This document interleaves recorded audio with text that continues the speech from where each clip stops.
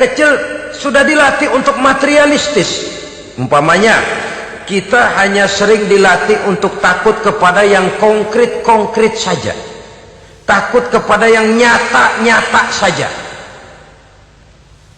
Seorang ibu kalau menakuti anaknya, aduh nak, kenapa ini kau kerjakan? Kalau bapakmu tahu, waduh, habis kamu. Ya, kita lihat, kalau bapakmu tahu, kalau polisi tahu, kalau hansip tahu, kalau satpam tahu.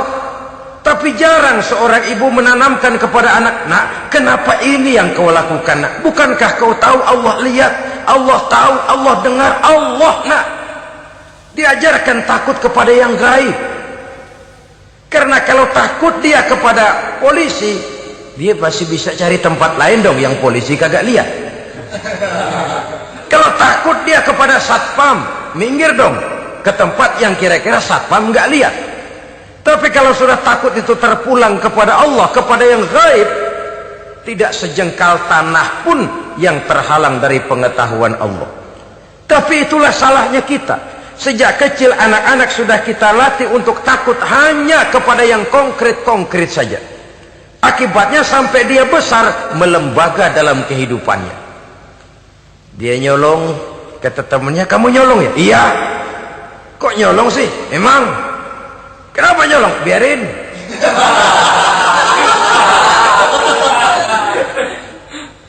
Kamu kan tahu Allah lihat? Tahu. Kenapa nyolong juga? Biarin. Asal orang jangan lihat. Kalau Allah mah lihat, dia kagak ribut. Allah enggak ribut katanya. Nah, ini kan satu refleksi yang timbul daripada kenyataan. Jikalau orang hanya dijejali rasa takut kepada yang konkret-konkret saja, kepada yang zahir-zahir saja, yang akan tumbuh lalu mental kucing. Sopan, tenang, kalem, ayem, nggelenggem. Kalau ada orang, sedikit orang meleng, kucing kelihatan watak aslinya. Saudara-saudara kaum muslimin rahimakumullah. Oleh sebab itulah maka agama lewat surah yang kita bicarakan pada pertemuan ini memberikan peringatan. Kala, jangan begitu dong. Kamu boleh mencari dunia, silahkan cari harta yang banyak, cari pangkat yang tinggi, tapi jangan itu membuat kamu lalai daripada taat terhadap Allah Subhanahu wa ta'ala. Jangan karena keinginan mendapat harta yang sebanyak-banyaknya lalu melakukan segala macam cara asal tujuan tercapai. Itu sudah membuat kita lalai. Jangan karena ingin mengejar kedudukan yang tinggi lalu jilat atas injak bawah, nggak mempan jilat, dukun dipakai.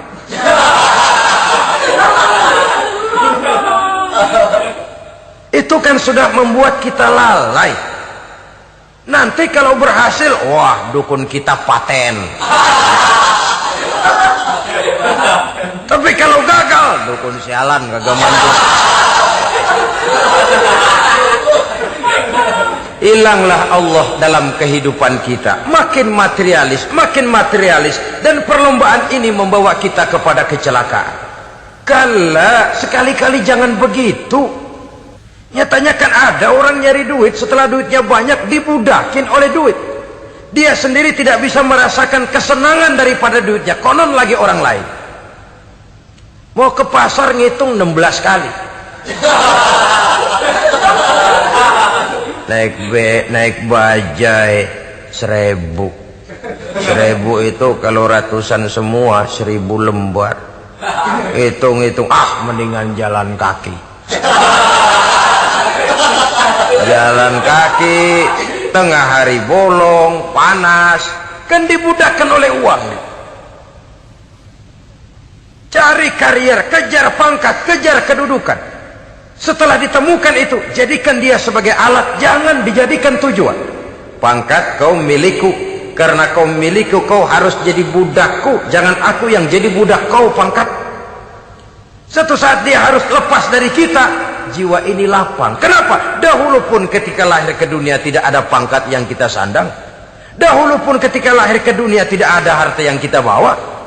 Jadi harta itu, pangkat itu, kedudukan itu ada dalam hati, tapi tidak berurat dan berakar. Kalau dia berurat dan berakar dalam hati, berat misah sama harta itu. Berat. Sekedar ngasih fakir miskin cepet juga berhitungnya 17 lembar.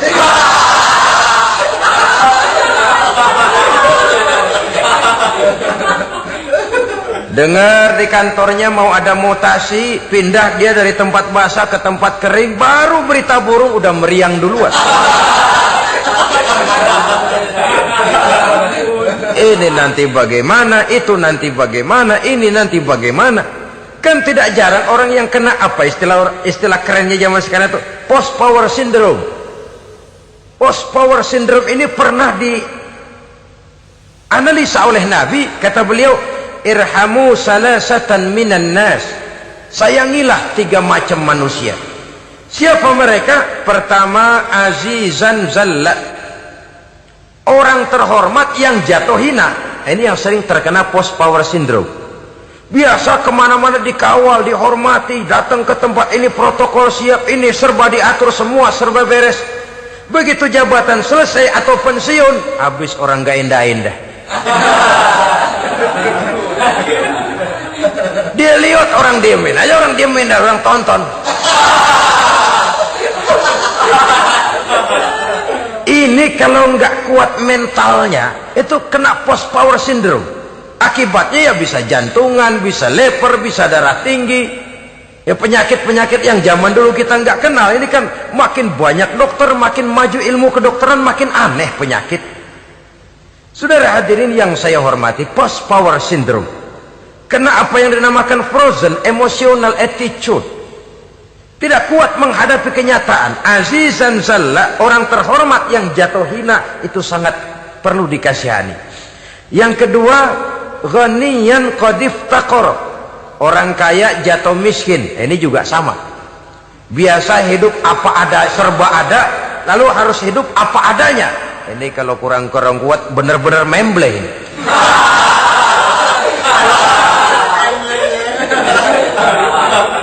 Kalau tidak kuat mentalnya, biasa hidup serba enak, serba nikmat, cuma kerjanya neken cek, main apa itu kredit card, macam-macam fasilitas dipunyai. Tahu-tahu jatuh bangkrut, jatuh miskin. Kalau tidak fondasi agamanya kuat, bisa gantung diri, bisa bunuh diri, bisa frustasi, bisa terkena psikosomatik, tekanan jiwa mempengaruhi faktor biologis. Timbullah tekanan, terjadilah penyakit aneh-aneh. Al-ghaniyan qad iftaqara, orang kaya jatuh miskin, itu perlu dikasihani. Yang ketiga, wa faqihan yal'abu bihil juhal, ahli fikih tapi dipermainkan oleh orang-orang bodoh. Hanya kebetulan orang bodoh itu punya kekuasaan. Hukum bisa dipesan.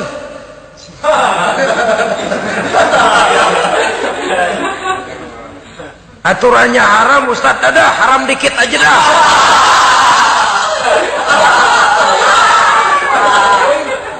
Sibuklah tuan fakih ini, ahli fikih ini mencari dalil kebet sana kebet sini supaya yang tadinya haram benar bisa jadi haram sedikit. Padahal yang minta ini orang bodoh, tidak ngerti agama. Cuma karena punya kekuasaan dipermainkan oleh orang yang fakih. Orang yang fakih ini dipermainkan. Kasihan orang yang seperti itu. Wa faqihan yal'abu bihil juhal, ahli fikih tapi dipermainkan oleh orang-orang bodoh. Akibatnya karismanya hilang, wibawanya lenyap. Dia menyangka bahwa dengan mengharam-haram sedikit-sedikit itu dia bisa mendapat keuntungan yang berganda-ganda, padahal akibatnya itu hanya akan membawa kecelakaan saja. Allah peringatkan benar, kala sekali-kali jangan begitu. Cari uang yang banyak silahkan, ngejar kedudukan yang bagus boleh, bikin rumah yang hebat silahkan, ada kendaraan bagus silahkan, tapi jangan sampai kamu terjebak kepada sirkuit celakai, perlombaan yang tidak ada garis finishnya. Sering dicontohkan orang menghayal, melamun. Kamu kenapa nggak mau ibadah? Lah, bagaimana mau sembahyang, saya di Jakarta masih ngontrak.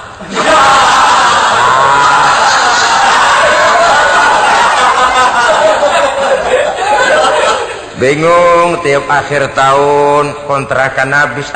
Kalau punya rumah sendiri walaupun kecil-kecilan, tenanglah saya ibadah.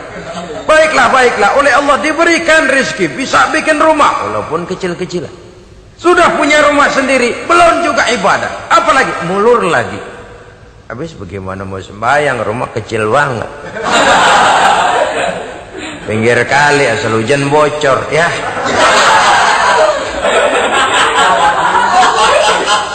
Kalau bisa punya rumah permanen, rajin dah ibadah dah.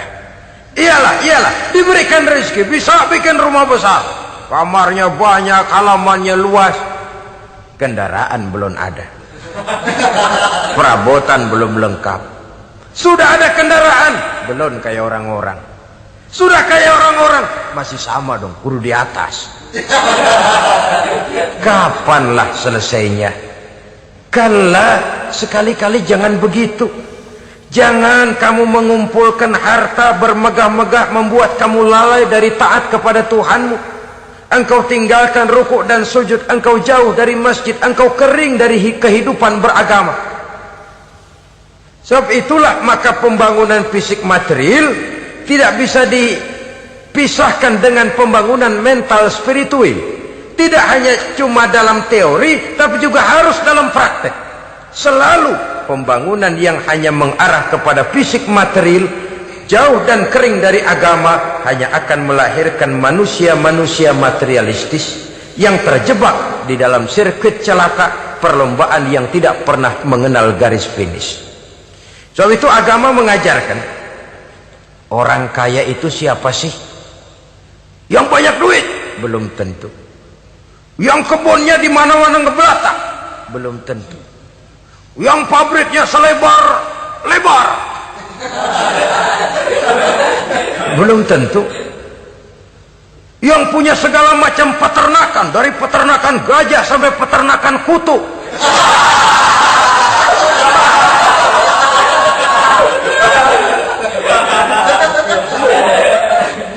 Belum tentu. Agama memberikan tuntunan yang sangat luhur. Orang kaya itu adalah orang yang hidupnya cukup. Orang miskin itu orang yang selalu merasa kurang. Bagaimanapun banyak duit saudara miliki, kalau masih merasa kurang, masih miskin saudara. Saya punya uang 1.000 rupiah, Anda punya uang 1 juta rupiah. Mungkin saya lebih kaya dengan uang yang 1.000 ketimbang Anda 1 juta. Kenapa? Dalam tangan saya uang 1.000 besar, artinya sesuai dengan kebutuhan saya. Tapi di tangan Anda uang 1 juta, kebutuhan Anda lebih besar daripada itu lagi.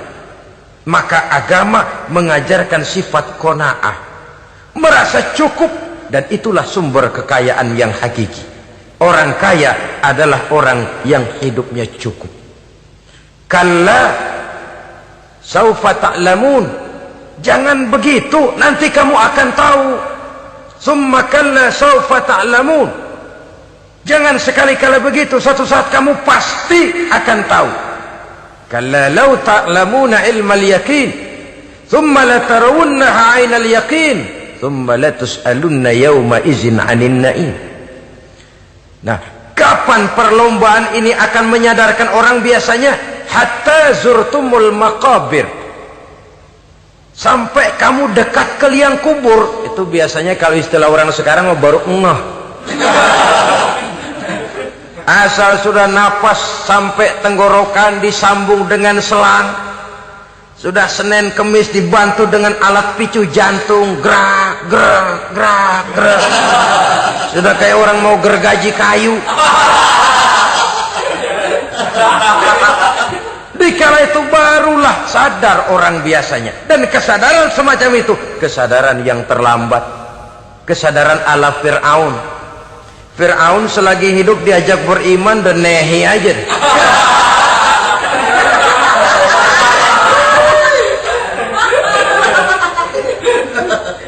Tapi ketika dia tenggelam di lautan merah bersama seluruh tentaranya, dikala napas hampir terputus, keluar ucapannya, amantu bi Rabbi Musa wa Harun, Aduh, kalau begini mah saya juga percaya kepada Tuhannya Musa dan Harun.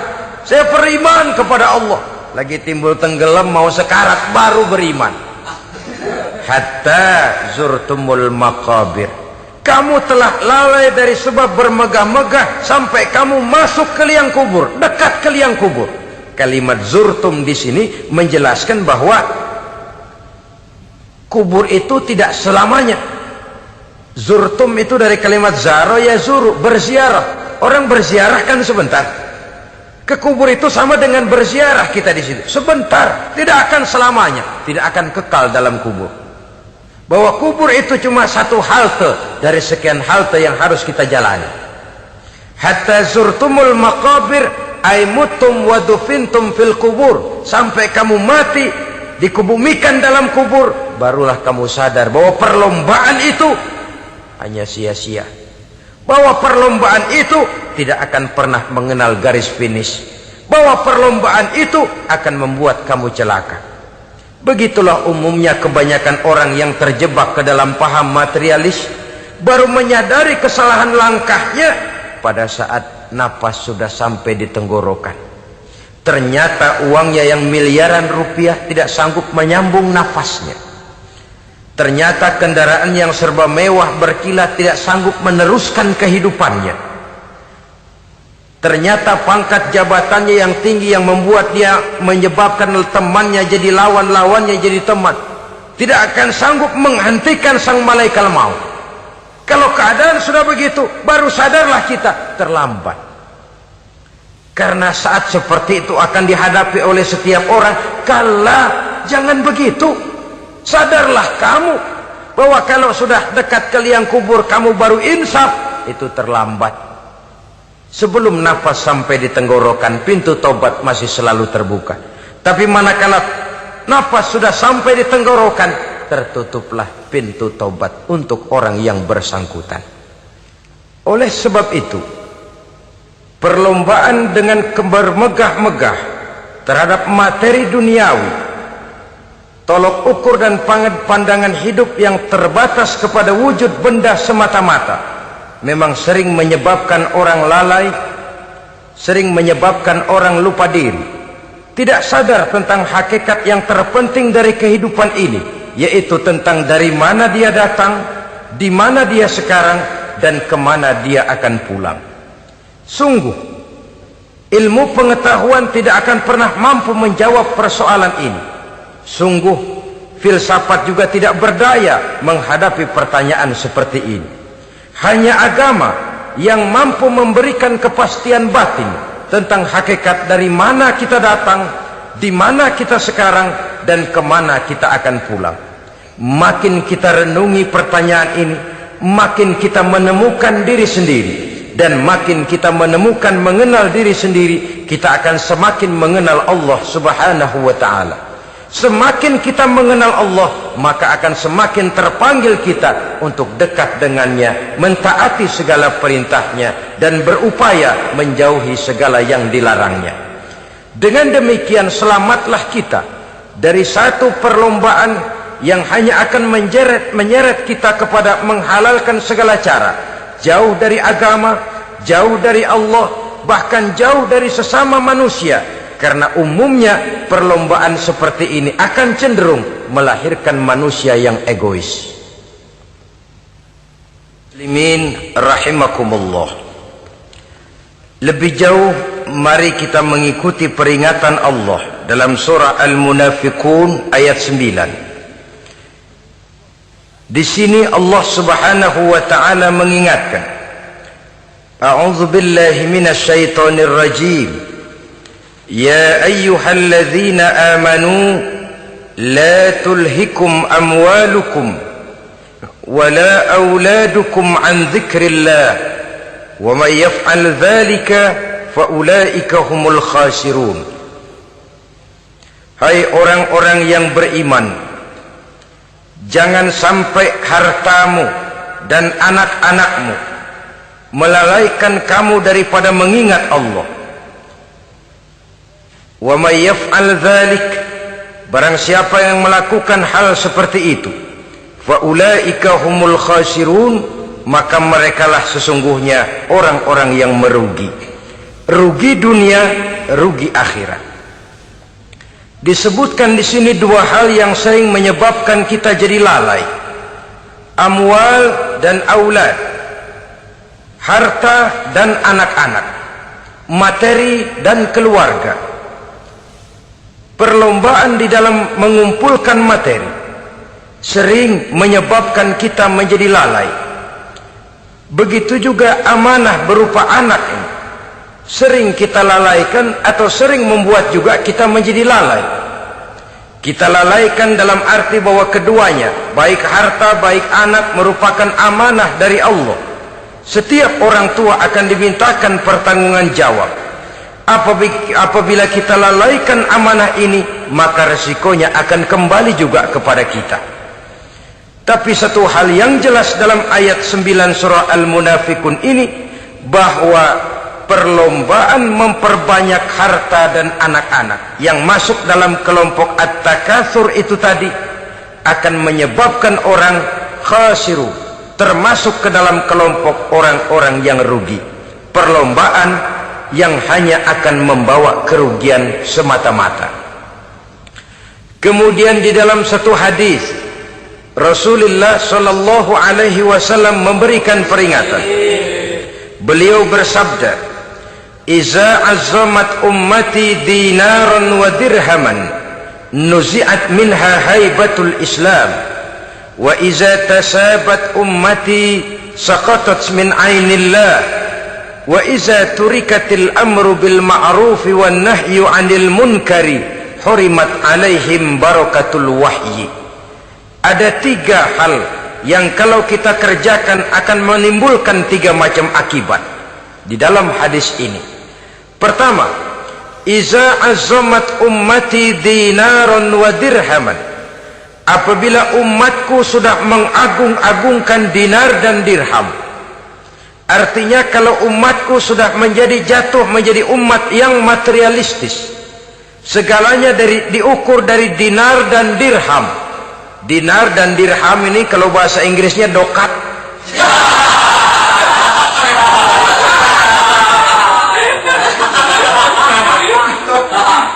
Segalanya diukur dari segi dinar dan dirham saja. Nuzi'at minha haibatul Islam, akan dicabutlah kehebatan Islam dari mereka.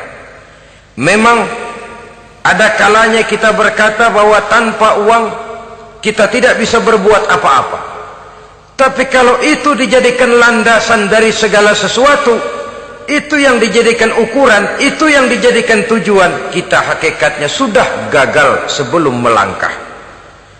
Apapun saja profesi kita, apabila sudah menjadi pendewa dinar dan dirham, akan hilanglah kehebatan Islam, akan dicabut kehebatan Islam itu.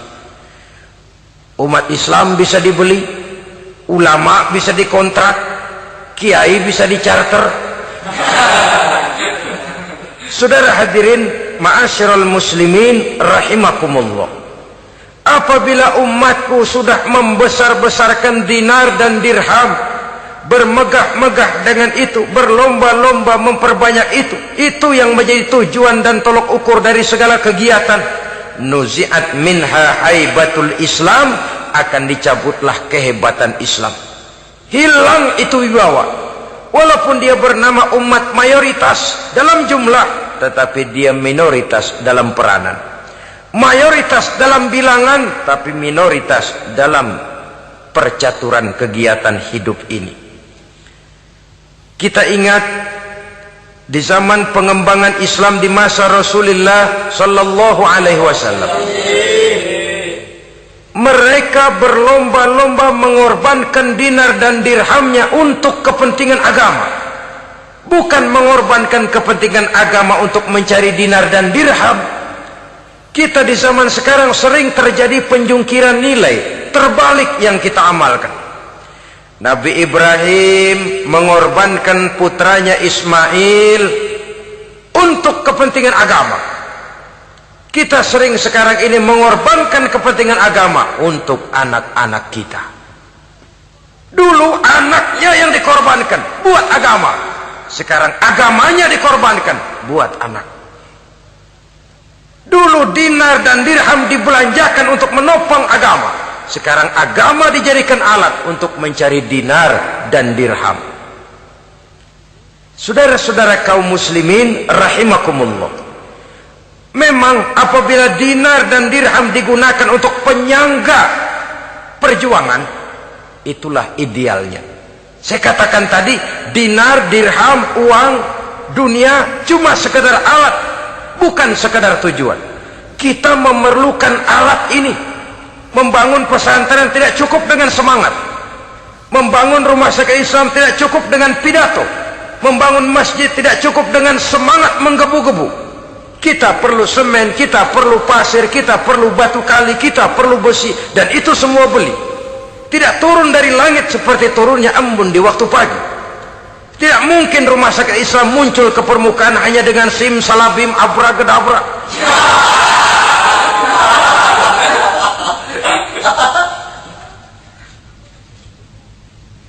Oleh sebab itu, saya bersyukur kecenderungan belakangan ini pengajian-pengajian akbar di berbagai tempat tidak hanya sebagai ajang untuk menanamkan akidah, membina ukhuwah, tapi juga menjadi sarana di mana kita mengumpulkan dana, menghimpun potensi umat, menginventarisir potensi untuk kepentingan pengembangan daripada agama. Meskipun ada satu dua orang yang salah paham tentang ini, sampai kemudian saya mendapat satu merek yang cukup tidak enak untuk didengar, mengkomersilkan pengajian katanya, karena memang ada pengajian yang menggunakan sistem karcis, sebenarnya juga tidak etis. Undangan berikut infak yang seluruh hasilnya digunakan buat kepentingan agama, apakah itu rumah sakit, apakah itu madrasah, apakah itu masjid, dan 1 sen pun saya tidak menuntut bagian dari itu. Saya malah berprinsip sepanjang saya masih laku untuk dijual dan itu memang buat kepentingan agama, persilahkan jual saja, asal buat masjid, pesantren, madrasah, rumah sakit Islam, kegiatan syiar dan dakwah, silakan.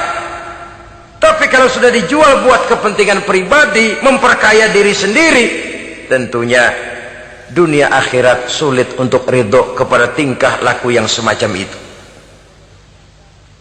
Kita memerlukan dana, umat di daerah membangun memerlukan dana, dan dana itu tidak hanya datang begitu saja. Kita bersyukur bahwa untuk menghadiri pengajian sekarang ini orang mau mengeluarkan uang, mau memberikan infak dengan ikhlas, tidak dengan keterpaksaan. Kenapa tidak? Sehingga ini lalu diinventarisir untuk kepentingan pembangunan agama. Ratusan juta rupiah terkumpul dari pengajian-pengajian rutin ini, pengajian-pengajian akbar ini.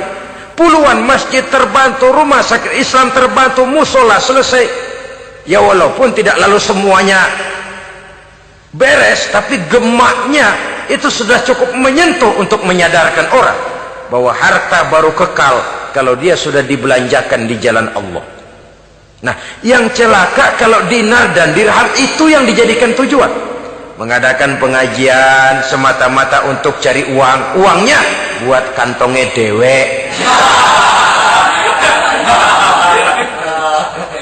Itu yang membuat dicabutnya kehebatan Islam itu. Segalanya diukur dari sudut itu. Sehingga ketika seseorang datang bertanya tentang hal-hal yang berkaitan dengan ini, maka hal semacam ini sesungguhnya satu nikmat yang perlu kita syukuri sepanjang menginventarisir potensi umat benar-benar digunakan buat kepentingan daripada agama kita. Jadi peringatan tegas dari Nabi ini, iza azzamat ummati dinaron wa dirhaman nuzi'at minha haibatul Islam. Apabila umatku sudah mengagung-agungkan dinar dan dirham, maka akan dicabutlah kehebatan Islam dari tengah-tengah mereka. Remeh saja orang memandang kita, enteng saja orang memandang kita. Satu. Yang kedua, patuhlah mereka dalam pandangan Allah. Kalau sesama umat ini sudah saling menjelekkan, Apakah yang menjelekkan itu lebih bagus dari yang dijelekkan di hadapan Allah? Dua-duanya sama rendahnya. Pribadi saya mungkin puas kalau saya bisa menghantam saudara di depan umum, menjelek-jelekkan nama saudara. Tapi lebih baikkah saya dalam pandangan Allah? Sama rendahnya dengan orang yang saya jelekkan. Itu pun kalau yang dijelekkan benar-benar jelek. Kalau cuma sekedar fitnah, wah, lebih celaka lagi nasib si orang itu tadi. Ini artinya menyadarkan kita bahwa umat ini sudah diikat dengan akidah. Beraneka ragam kita, tapi harus ada kebersamaan. Berbeda kita, tapi harus satu. Sebagai satu ummatan wahidah, satu umat yang satu. Oleh sebab itu, persamaannya lah yang harus kita angkat ke permukaan, bukan perbedaannya yang kita perbesar. Sudah datang waktunya umat Islam bangun dari tidurnya, jangan lagi dibuai oleh irama mayoritas. Sudah lewat masanya kita bertengkar karena persoalan-persoalan kecil yang tidak prinsip. Sudah datang waktunya umat Islam bersatu, menyusun saf yang lebih lurus, oleh karena ia dihadapkan kepada tantangan-tantangan yang tidak semakin ringan. Kalau kita bertengkar dengan kita, kalau kita saling mencaci sesama kita, bukankah Yahudi tepuk tangan? Bukankah Nasrani menari-nari? Bukankah pihak ketiga akan menangguk di air keruh? Dan kerugian akan terpulang kepada kita semua. Tapi inilah realita. Bahwa yang kita hadapi ini sesungguhnya musuh kita di luar kita, bukan di dalam kita.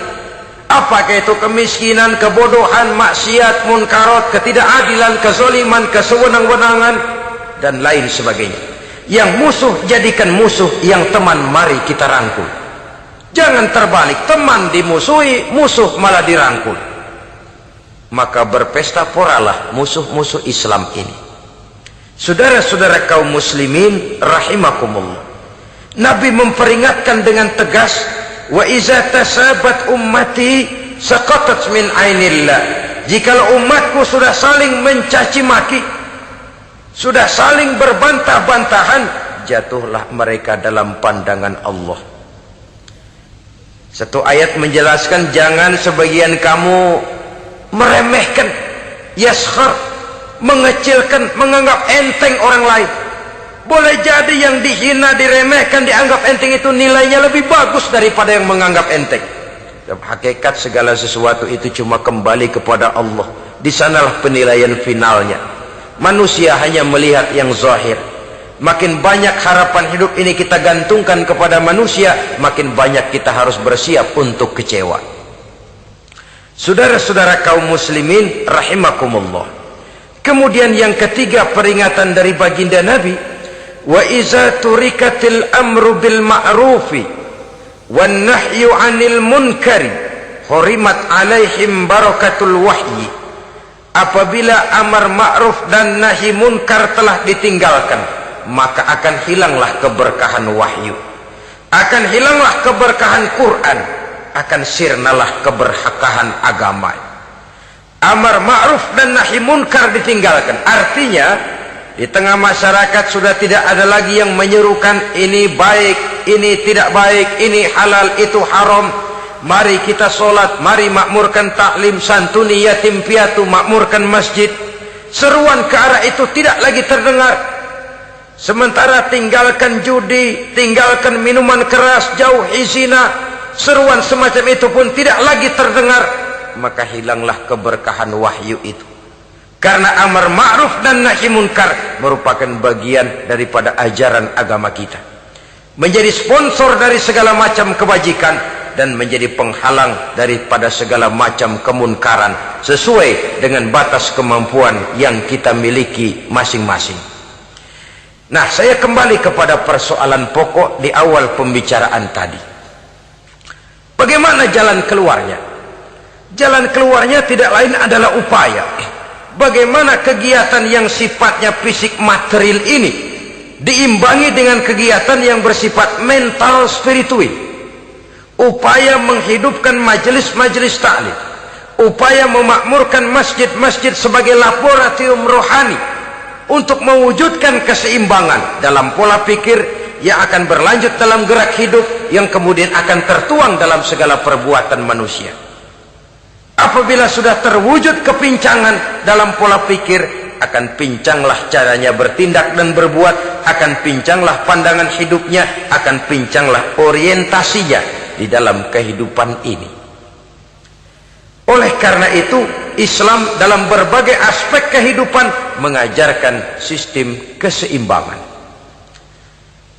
Mencari harta boleh, tapi tidak boleh keluar dalam kerangka fastabiqul khairat. Berlomba-lomba silahkan, tapi untuk kebaikan. Bukan untuk bermegah-megah, bukan untuk menumbuhkan gengsi, bukan untuk meninggikan prestise dan harga diri, tapi fastabiqul khairat, berlomba-lomba di dalam mengejar kebajikan, di dalam menyebarkan kebaikan. Bukan sekedar berlomba-lomba, tapi tolong menolong, bantu membantu. Ta'awanu 'alal birri wat taqwa wa la ta'awanu 'alal ismi wal udwan. Bertolong-tolonganlah kamu di dalam kebaikan dan takwa, jangan bertolong-tolongan di dalam perbuatan dosa dan permusuhan. Kerjasama di dalam kebaikan, kerjasama di dalam ketakwaan. Ada satu contoh yang menarik bahwa umat Islam di dalam ia menjalin kebersamaan itu harus seperti orang main sepak bola. Saudara lihat, orang main sepak bola, kalau pertandingan belum dimulai, silahkan kumpul di luar lapangan, atur strategi yang baik. Tapi kalau pertandingan sudah dimulai, turun ke lapangan hijau, jangan kumpul terus. Masa ada sepak bola gotong royong, groyok ke sana, groyok ke sini, ya kalah terus. Harus ada yang jadi penyerang tengah, kan begitu toh sepak bola. Harus ada yang jadi kiri luar, kanan dalam, striker, back, penjaga gawang. Yang penting kerjasama, teamwork, lalu mampu menciptakan operan-operan. Yang jadi back jangan ngiri sama yang jadi penyerang tengah. Jangan hasut, sebab bagaimanapun juga andai kata si penyerang tengah berhasil menjaringkan bola ke gawang lawan, kan kemenangan bukan kemenangan satu orang, kemenangan satu kesebelasan, kemenangan satu tim. Ini yang sering terjadi, back ngiri sama penjaga gawang, lalu penjaga gawang ngiri sama penyerang tengah, penyerang tengah ngiri sama kiri luar. Ya kapan mau menggolkan ke gawang lawan? Kita ini satu kesebelasan, posisi boleh berbeda. Umat Islam itu harus ada yang jadi camat, lurah, bupati, gubernur, menteri, jadi jenderal, jadi konglomerat, jadi pengusaha, jadi teknokrat. Yang penting kerjasama, teamwork, mampu menciptakan operan-operan yang akurat. Diego Armando Maradona, enggak pakai dia, enggak. Itu katanya maha bintang, gagah, hebat, bintang lapangan hijau. Kapan Maradona hebat? Kalau ditunjang oleh 10 temannya yang lain, merupakan satu kesebelasan. Bagaimanapun hebatnya Diego Armando Maradona, kalau dia sendirian lawan satu kesebelasan, remek.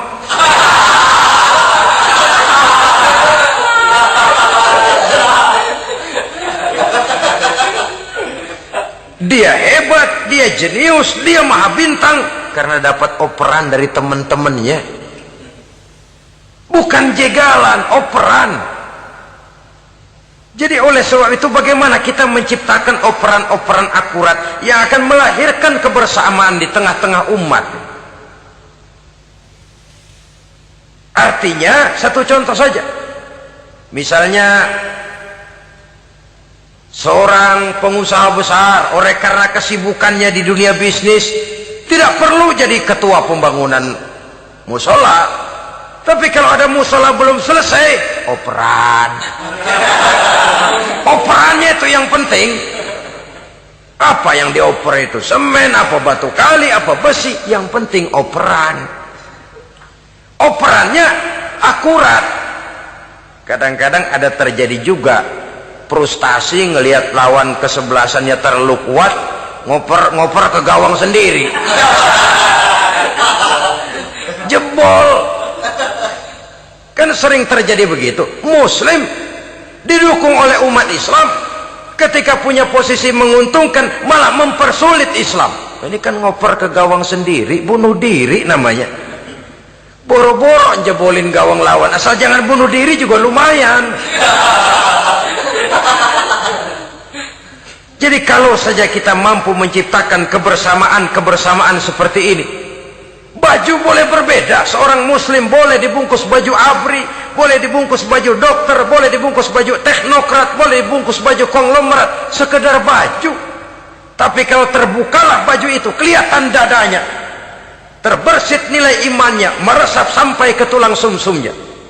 Dan pada saat Islam dikuti-kuti, akan timbul kecintaannya, akan timbul, saya muslim dan saya bangga dengan Islam saya. Saya muslim dan saya mau berbuat untuk Islam saya. Saya muslim dan saya siap mati untuk Islam saya. Dengan baju apapun dia terbungkus, kalau roh, jiwa dan semangat semacam ini tertanam, saya yakin kita umat Islam akan mampu berbuat lebih banyak dengan mewujudkan operan-operan akurat yang sangat diharapkan oleh umat itu tadi. Oleh sebab itu, saudara-saudara kaum muslimin rahimakumullah, baju boleh berbeda, bendera boleh beraneka warna, tapi jikalau bernama muslim, persamaannya yang dicari, jangan perbedaannya yang diperbesar. Nilai persaudaraan yang diikat dengan akidah semacam inilah yang banyak dicari orang, yang banyak menyebabkan orang masuk Islam. Di mana masjid kelihatan benar sebagai simbol kehidupan demokrasi dalam menciptakan ukhuwah, wawasan ukhuwah ini. Masjid simbol demokrasi. Siapapun masuk masjid buka sepatu, demokrasi. Siapapun orangnya, tidak peduli merek apapun sepatunya. Apa itu keluaran Cibaduyut Bandung? Apa itu modelnya Belli Beltoni Itali? Tidak soal, masuk masjid buka. Jumatan, kopral datang lebih dulu depan, pral. Jenderal datang belakang saja, pral. Tidak ada fasilitas khusus dalam masjid, karena di rumah Allah semua manusia sama. Si jenderal jangan lagi merasa jenderalnya, si pengusaha jangan lagi menonjolkan kebosannya. Masjid adalah simbol demokrasi daripada kehidupan umat.